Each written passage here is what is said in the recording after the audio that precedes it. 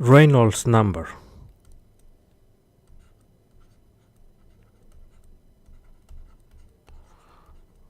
Reynolds number is a dimensionless property of fluid. Basically, I would say fluid flow, which is defined by the velocity, if it's in the US customer unit, that would be feet per second, and then the diameter, which is in feet, and then the density, slug per feet cube, and then the absolute viscosity, pound second per feet square. Now this does not have any unit. It's all these feet second, slug, pound, they cancel each other out. So mu by rho, which you can write the dynamic kinematic viscosity. So velocity feet per second, then diameter feet divided by the Greek letter nu. I like b prime like that, and the unit for that is feet square per second, as you know. So feet square per second, feet square per second cancel each other out. There are more equation used for Reynolds number. Whatever, you can check the text for that. There are actually 7 or 6 equations to find out Reynolds number. One of them is like this. Second, if the velocity, diameter, and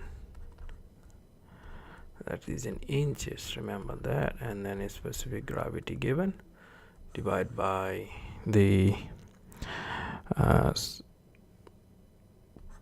absolute viscosity in centipoise. So this constant basically comes from that centipoise, inches, feet, that combination of units. However, the Reynolds number is actually used to define fluid flow type. So if the Reynolds number is less than 2000, then we call laminar flow. Laminar flow. If Reynolds number is greater than 4000, we call turbulent flow. Turbulent flow.